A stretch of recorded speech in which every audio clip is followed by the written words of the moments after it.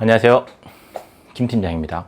5월 28일 주간 매매 일기를 시작하겠습니다. 제가 월요일하고 화요일날 휴가를 좀 갔다 오느라고 장 상황에 대해서 크게 신경을 많이 못 쓰고요. 저는 주말에 매매 등록을 해놓고 주중에는 매매가 등록이 되는 것만 기록을 하는 거기 때문에 휴가 기간에는 따로 투자에 대해서 신경을 많이 못 썼고요. 그리고 매매도 생각보다 많이 되진 않더라고요. 등락이 많지 않고 지지부진한 그런 장세인 것 같아요. 되게 대외적으로는 여러 가지 이슈들이 있었지만 그런 이슈에 따라서 등락을 하고 있는 종목들이 많지는 않는 것 같아요. 그리고 자동차에 관련된 종목이 조금 올라갔다? 뭐 이 정도? 여행 관련된 주식들이 조금 올라가고 있다? 근데 이건 자동차와 여행은 그 2차 전지 산업이랑 그리고 코로나가 이제 끝나갈 거다, 백신이 개발됐다라고 하면서부터 꾸준히 올라갔던 거기 때문에 저점 대비해서 올라간 폭으로 따지면 적지 않거든요. 지금 대한민국에서 상승하고 있는 종목들은 거의 대부분 다 3월 지난 2020년에 3월 말 저점 대비하면 다들 엄청 많이 상승을 했어요. 그래서 3월 달 기점으로 고점이라고 보고 한 2달 정도 조정을 받고 있고, 그래서 전체적인 투자 수익률에서는 크게 영향이 없다. 근데 이럴 때 투자를 잘 모르시는 분들은 오히려 반대로 상승할 때 매수하고 하락할 때 매도해서 반대로 매매하게 되면 오히려 수익을 이제 손실을 볼 수 있는 구간이고요. 그런 것들은 이제 개인 투자자나 투자를 많이 해보지 않으셨던 분들, 2020년도에 투자를 시작하셨거나 뒤늦게 그 연초에 투자를 시작하셨던 분들은 높은 수익률을 기대하고 투자를 하기 때문에 매매를 할 때 감정적으로 매매를 하게 되고, 그렇게 되면 이제 반대하는 매매를 하게 되겠죠. 상승할 때 매수하고 하락할 때 매도하는 그런 반대적인 수익을 낼 수 없는 매매를 하기 때문에 오히려 지금 손실을 엄청 많이 보고 계신 분들도 있을 거라고 생각합니다. 손실을 봤을 때 그 손실을 왜 봤는지, 그리고 내가 투자를 할 때 어떤 방향으로 투자를 했는지를 고민하신다고 하면 그게 발전하는 투자가 될 것이고요.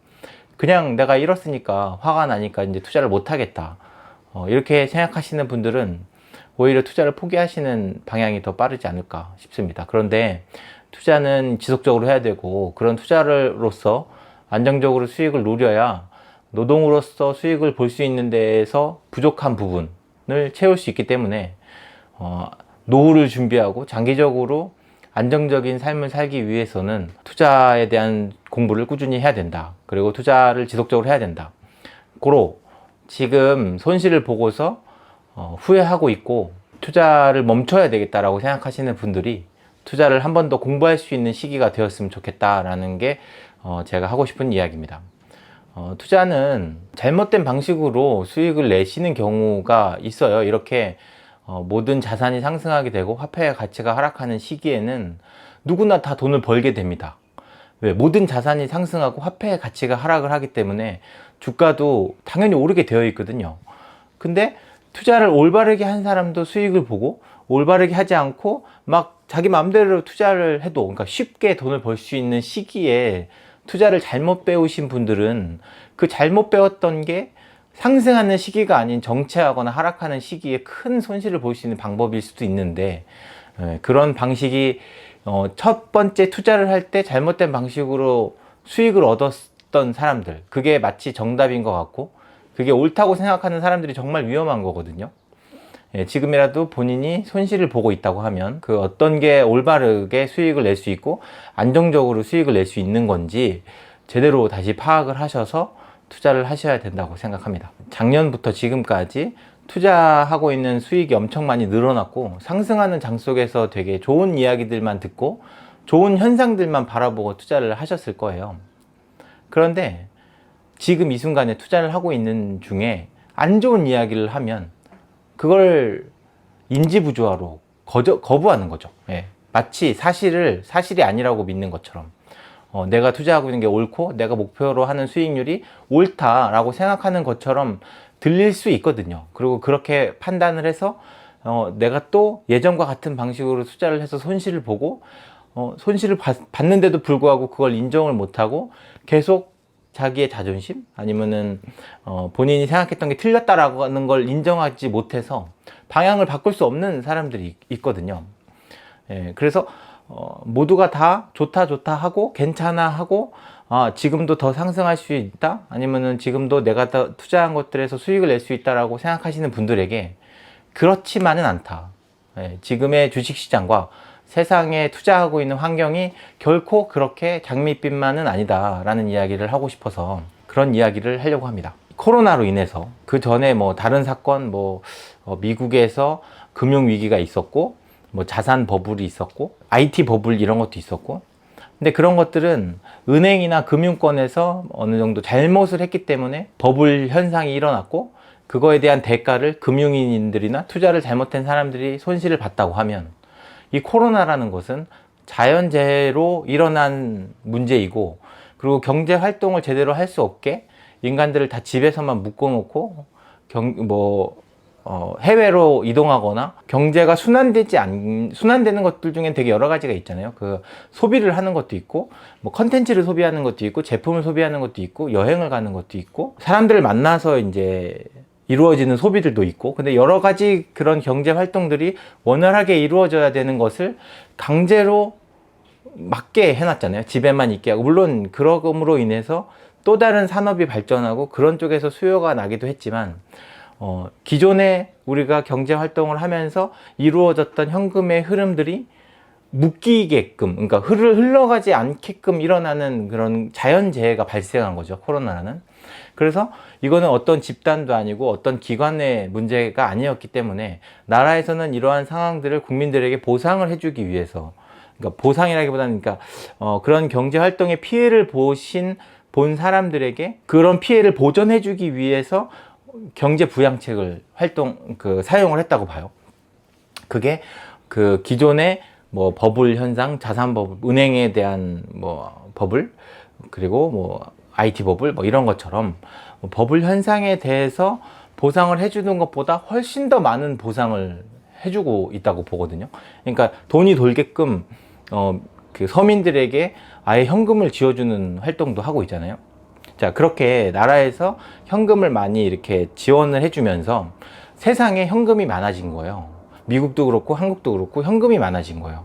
그렇게 되면 오히려 현금이 많아지면 사람들은 어디엔가 돈을 쓰게 되잖아요. 뭐 지금 뭐 부동산에 사는 데서 쓰게 되고 무슨 음식을 먹는데 배달하는 데도 쓰게 되고 그리고 뭐 영상 뭐 이렇게 컨텐츠를 소비하는 데에도 돈을 쓰게 되는데 내가 갖고 있는 돈, 세상에 나와 있는 돈이 많아지면 그러한 소비를 하는 데에 있어서 내가 조금 더 높은 가격을 주고서도 좋은 서비스를 받게 하고자 하는 그런 심리적인 선이 더 올라간다는 거죠. 더 비싼 돈을 주고 더 좋은 서비스를 받겠다. 그래서 명품이나 뭐 부동산 가격이 막 올라가고 하는 것들도 그런 거의 일환이라고 보거든요. 그렇게 자산의 가격이 올라간 거예요. 제품의 가격과 자산의 가격이 올라간 건데, 자, 문제는 그러한 자산이 상승을 하게 되는 과정에 주가도 상승하게 됐고 부동산도 상승하게 됐잖아요. 근데 저는 이제 주식을 주로 하게 되니까, 자, 기업의 가치를 사람들이 높게 평가를 하고 있어요. 근데 그 기업이 실질적으로 그 높은 가격에 맞춰서 그런 경제 활동을 하고 있느냐? 그건 아니라는 거죠. 왜냐면 기업이 운영을 하기 위해서 투자를 해야 되고 또 원료를 구매해야 되고 그거를 가공해서 생산품으로 만들어서 내놓는 데까지 일정한 기간이 걸리는데, 그리고 그런 것들이 경쟁을 하게 되잖아요. 같은 업종에 있는 기업들끼리는. 자, 그렇게 되면 그 일정한 기간이 걸려서 생산하고 있는 그런 제품의 가격을 어느 것의 기준에 맞추느냐 이거죠. 예, 모두가 다 경쟁이 심하고 원료의 가격은 또 상승을 했고 나중엔 인건비도 막 올라가고 그렇게 되는 상황에서 내가 최종에 되는 생산품을 생산해낸 가격이 과연 얼마이냐, 예, 이게 과연 올바로 그렇게 올라간 자산의 가치만큼 가격을 형성할 수 있느냐, 이게 되게 중요한 것 같아요. 그래야 그 과거에 그 원료를 사고 현재로도 원료를 사고 올라간 가격의 원료를 사고 그런 걸 또 생산품의 가격에 반영을 해야 되는데, 경쟁이 심한, 그러니까 개인 뭐 통닭집을 예를 들면 통닭집이 주변에도 되게 많은데 통닭 가격이 계속 오르고 있어요. 근데 그 제품, 이제 팔아야 되는 그런 제품, 배달료도 내야 되고 하는 그런 투자하고 생산하는 가격들은 올라가고 있는데 내가 판매해야 되는 그 제품의 가격을 올려받을 수 있느냐 이거예요. 그게 올라가는 것만큼 경쟁도 심한데. 그런데 거꾸로 경쟁이 심하지 않고 나만의 독보적인 기술로서 개발해서 그리고 시장이 변하는 것만큼 나도 가격을 비싸게 받을 수 있어. 원료가 올라가는 것만큼 그 가격을 온전히 다 그 제품에 반영해서 판매할 수 있는 회사라고 하면 그만큼 경쟁력이 되고 기술력이 발전한 기업이잖아요. 그런 기업이라고 하면 충분히 상승한 그 자산의 가치, 그러니까 기업의 가치를 따라갈 수 있다고 보는데 그렇지 못한 기업들은 나중에 그러한 그 실적이 나타났을 때 기대했던 그 기업의 가치보다도 실적이 모자라게 되면 기업은 그 가격이 떨어질 거라는 거죠. 지금이 그런 기업의 가치를 고평가하고 있는 구간이 아닌가. 내가 투자하고 있는 기업이 그렇게 고평가 받고 있는 기업이 아닌가라는 걸 다시 한번 생각해 봐야 된다고 저는 이렇게 말씀을 드리는 겁니다. 내가 이 기업이 실질적으로 돈을 벌고 앞으로도 물가가 상승한 것만큼 높은 제품의 가격을 받아서 판매할 수 있는 회사인가, 그러할 준비를 하고 있고 아니면 더 좋은 기술을 개발해서 독보적인 기술력으로 인해서 내가 투자하고 있는 이 기업의 가치를 따라올 수 있느냐, 이거를 봐야 된다는 겁니다. 예. 지금은 모두가 다 보이지 않는, 이제 코로나라는 상황이라는 게 외부 활동을 잘 못하게 하고 집에서만 있게 하고 뭐 이렇게 뭐 핸드폰만 보고 영상으로만 그런 콘텐츠를 소비하는 시대에 되게 엄청난 스트레스를 받고 있을 거예요, 사람들이. 그래서 보복 소비라는 얘기도 하잖아요. 그렇게 답답한 걸 어디다가 풀고 싶은 거야. 근데 코로나가 뭐 조금 있으면 끝난대. 백신도 개발돼 있고, 뭐 영국은 60% 이상 뭐 백신을 맞았고, 미국은 50% 이상 백신을 맞아서 뭐 추석 때쯤이 되면 마스크를 다 벗고 살 수 있고, 이제 개방되고 편안하고 아주 좋은 세상이 올 것 같아요. 예. 그러니까 그러면 뭐 여행주도 좋아질 것 같고, 뭐 경제가 다시 활성화가 돼서 내가 투자하고 있는 기업의 가치도 올라갈 것 같고, 그럴 것 같죠. 예. 정말 그럴 거냐 이거죠. 내가 그런 자산의 가치가 상승, 화폐의 가치가 하락하고 자산의 가치가 상승한 것만큼 그럼 높아지는 그런 물가를 따라갈 정도로 투자한 기업에서 생산하는 제품을 판매할 수 있느냐를 봐야 된다는 겁니다. 대부분의 기업들은 경쟁이 심하고 단가를 하락하려고 하고, 또 우리가 똑같은, 물론 그만한 가치가 있는 거면 그만한 가격을 주고 사겠지만 똑같이 우리가 휴지 하나를 사더라도 그 가격에 맞춰서 살 수 있느냐 이겁니다. 올라간 가격에. 예. 모두가 다 옆에서 경쟁을 하고 있는데 쉽게 제품의 가격을 올릴 수가 없거든요. 예. 그걸 올릴 수 있는, 그 화폐의 가치에 맞게 올릴 수 있는 기업이 있냐, 예. 그런 거를 좀 판단해서 투자를 하신다고 하면 자산의 버블, 인플레이션, 뭐 물가의 상승 이런 것도 다 견딜 수 있게 되는 상황이라고 봅니다. 예, 그래서 올해 안에 실적이 계속 나올 거 아니에요, 기업의 실적이. 그러면은 그 기업에서 판매하고 있는 매출, 또 이익, 이런 것들을 따져볼 텐데, 시가총액 대비 뭐 얼마, 그러면 다 기업들이 경쟁을 할 거 아니에요. 그런 거 안에서 우수한 기업들이 더 높은 가치를 부여받게 되고 더 높은 가격에 그 기업을 거래하려고 하는 사람들이 늘어날 거란 말이죠. 결국에는 기대감에 따라서 앞에서는 왔다 갔다 하지만 실적에 기반해서 그 기대감이 오르락 내리락 하는 거잖아요. 네. 실적이 그렇게 중요하다라고 얘기하는 게, 기업의 가치를 판단하는 건 실제 실적밖에 없어요. 네. 뭐 비트코인은 실적이 없잖아요. 가상화폐 이런 건 실적이 없잖아요. 그래서 투자하기가 좀 어렵다고 하는 거고, 사람들 간의 거래로서 이루어지는 건 다 유동성이기 때문에, 유동성에 대해서는 워낙 그 등락하는 게 되게 많잖아요. 그걸 예상할 수도 없고. 근데 실질적인 그 기업의 가치를 내가 평가할 수 있고, 그런 기업의 가치가 변하지 않고 물가 상승률에 동반해서 그 기업의 가치가 올라갈 거라고 하면 인플레이션 다 필요 없고 물가가 다 필요 없고 뭐 그럴 것 같습니다. 예. 오로지 저는 그 기업의 가치를 평가해서 그 기업을 선정하고 그 기업의 유동성에 있어서 차익을 실현하는 방식으로 투자를 하고 있기 때문에 일단 제가 투자하고 있는 기업들은 그러한 가치를 갖고 있다라고 믿고, 그런 가치가 없으면 포트폴리오에서 제외한다고 보고요. 그런 가치를 판단하기 너무 어렵기 때문에 업종이나 지수에 투자를 하고 있는 겁니다. 예. 물론 원자재와 인버스에 투자를 하고 있는 것은 그런 걸 해지하기 위한 투자의 방식으로 하고 있고요. 그렇게 투자를 하고 있는 종목과 수익률에 대해서는 지금 옆에 이렇게 리스트로 보여드리고 수익률도 공개를 하려고 합니다. 예, 그렇기 때문에 시장 상황을 어떻게 움직여야 되겠다, 시장 상황이 어떻게 변화해야 되겠다, 일일이 다 예측하거나 일일이 뭐 분석하려고 하질 않아요. 내가 투자하고 있는 기업이 과연 올바른 길로 가고 있고, 자산의 그런 상승하는 것만큼 올바른 제품을 생산해내고 있고, 지속적으로 투자를 하고 있느냐가 더 중요하지. 예.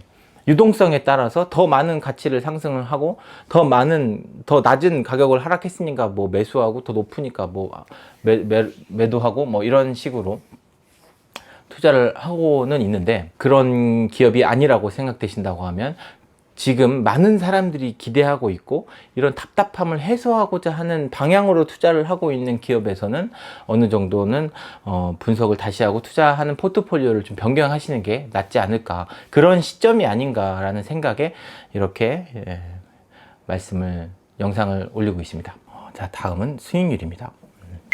자, 코스피 3188.73, 전주 대비 1% 상승했고요. 코스닥 977.46, 전주 대비 1.23% 상승했고요.